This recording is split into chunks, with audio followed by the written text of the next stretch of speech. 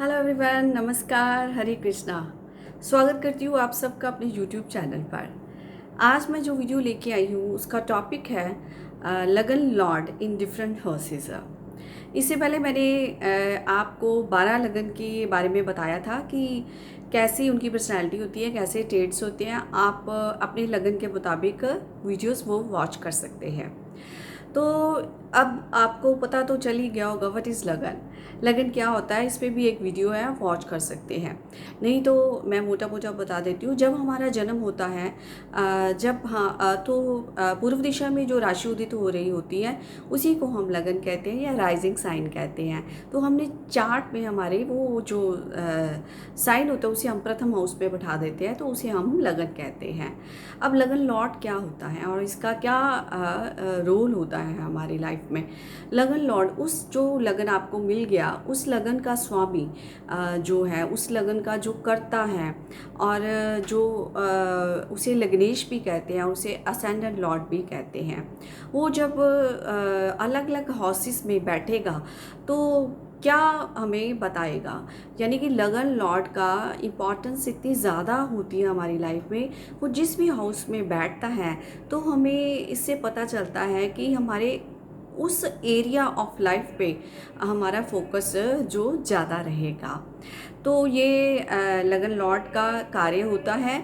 क्या जो भी लगन हमें मिला है उसकी जो पर्सनैलिटी है, उसके जो ट्रेट्स हैं, उसके जो गुण हैं, तो वो जो करता है, जो लगन लॉर्ड है, तो उसको अभिव्यक्त करता है डिफरेंट डिफरेंट हाउसेस में बैठकर। तो आज की चर्चा का विषय यही है कि लगन लॉर्ड अलग अलग हाउसेस में बैठकर हमें क्या रिजल्ट देता है।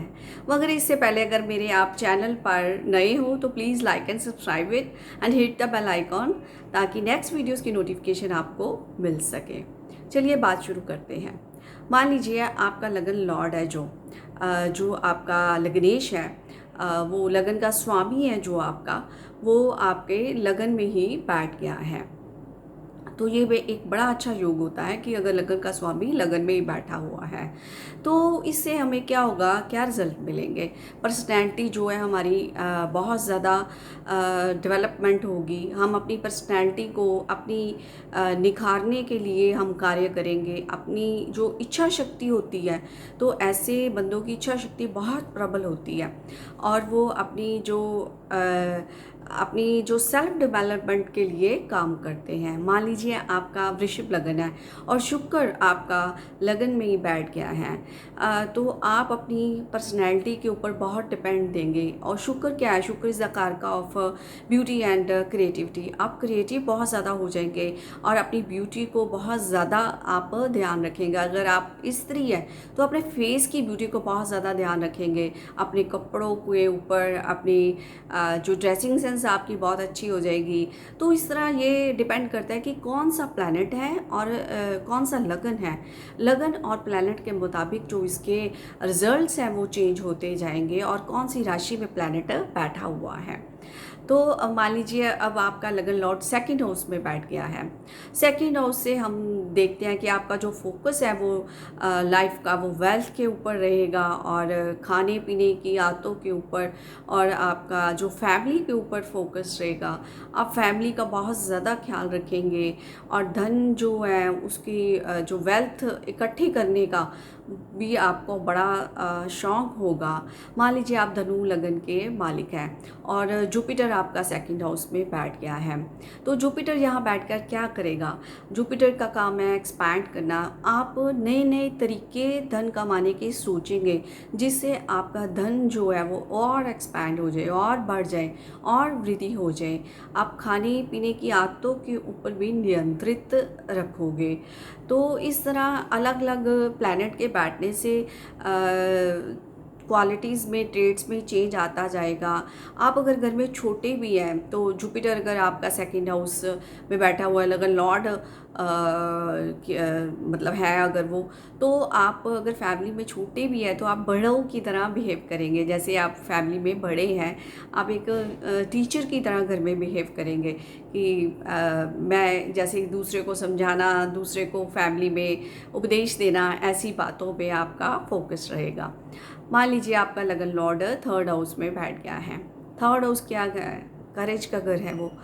आप बहुत ज़्यादा करेजियस रहेंगे, बहुत ज़्यादा एडवेंचरस होंगे।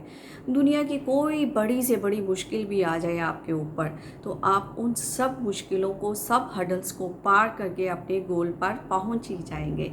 इतनी ज़्यादा आप में हिम्मत होगी, आप में बाहुबल बहुत ज़्यादा होगा। तो अगर आपका लगन लॉर्ड आपका थर्ड में बैठा हुआ है, तो आप लिखने का भी कुछ शौक़ रखते होंगे।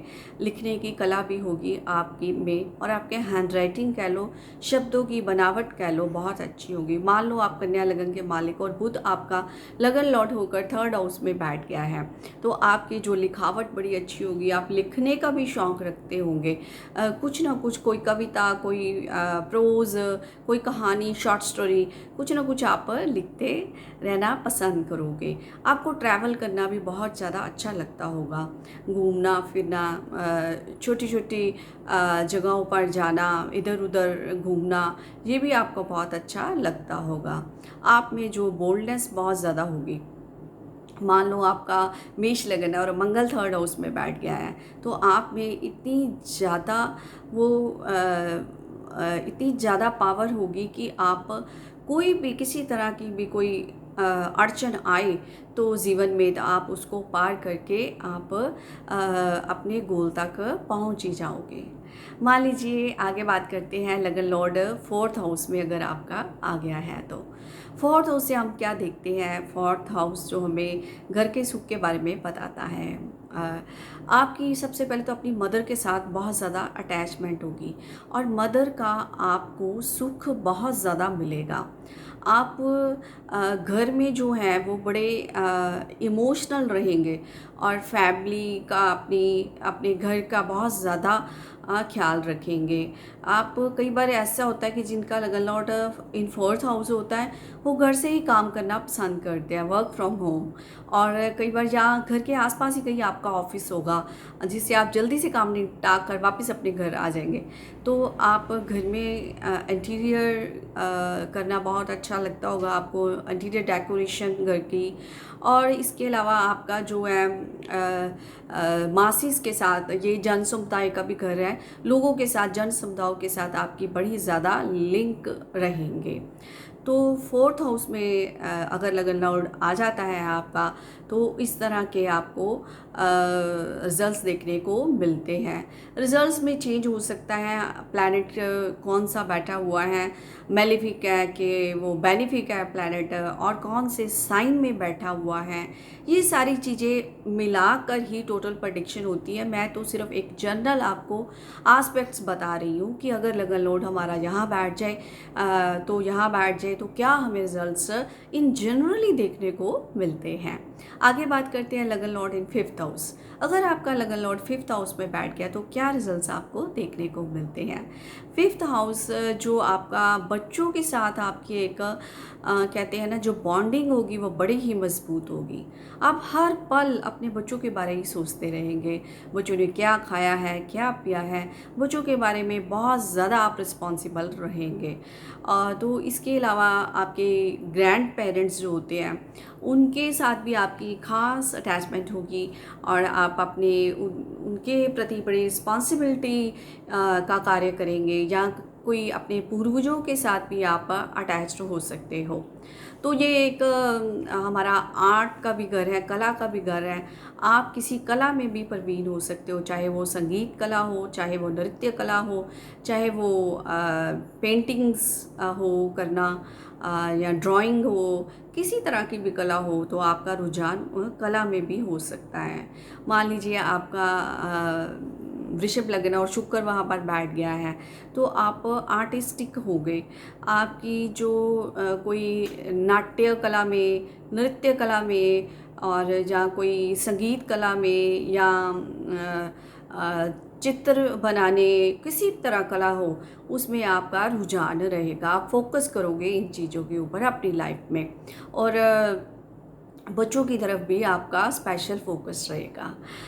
तो इसमें हम अपने जो है पास्ट लाइफ के भी कर्मास देखते हैं तो आप कोई साधना में भी आप जा सकते हो।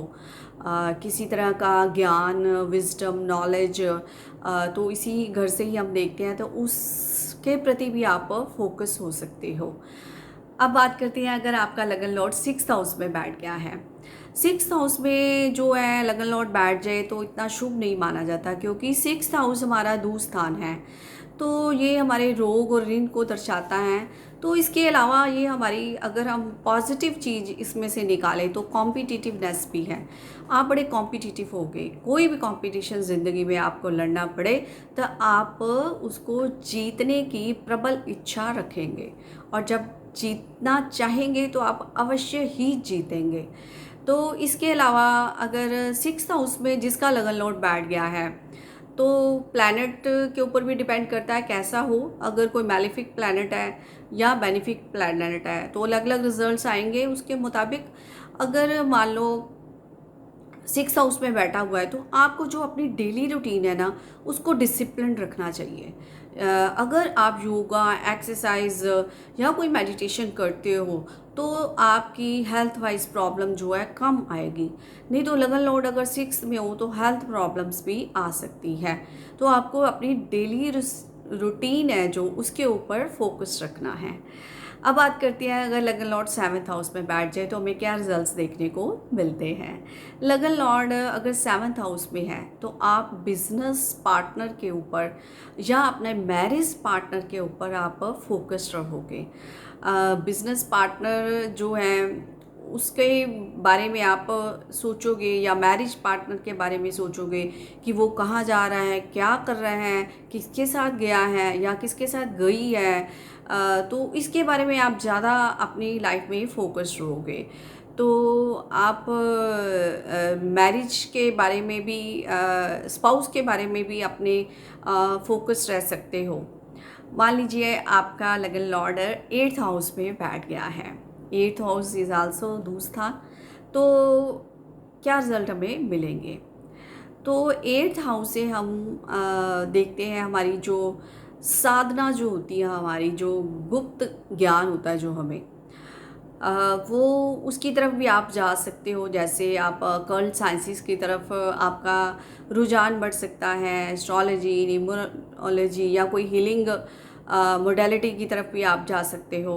और इसके अलावा आपको कई बार अचानक कोई लाभ या कोई अचानक नुकसान होने की भी शंका बनी रहती है। अगर लगन लॉर्ड इन 8th है आपका, तो आप डीपर मेडिटेशन में भी जा सकते हो। किसी भी साधना में अगर आप जाते हो तो आप उसमें पूरी काबिलियत हासिल कर सकते हो। तो लगन लॉर्ड अगर आपका 9th हाउस में है, 9th हाउस से हम क्या देखते हैं, 9th हाउस हमारा धर्म का है, गुरु का है। आप अपनी गुरु की टीचिंग्स को बहुत ज़्यादा मानोगे।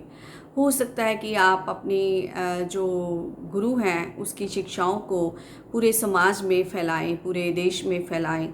तो आप गुरु परंपरा को भी आगे बढ़ा सकते हो। अपने पिता को भी आप उनकी शिक्षाओं को, या उनके जो मोरल्स हैं या जो उन्होंने एथिक्स बनाए हुए हैं, आप उसको फॉलो करने में ही अपनी लाइफ पे ज़्यादा फोकस दो।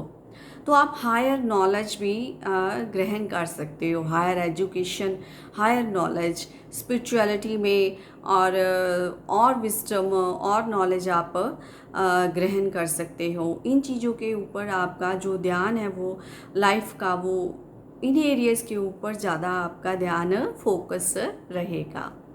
मान लीजिए आपका लगन लॉर्ड 10th हाउस में बैठ गया है, तो 10th हाउस क्या हमें बताता है, कार्य कर्म हाउस है ये, तो एक्शन का घर है ये।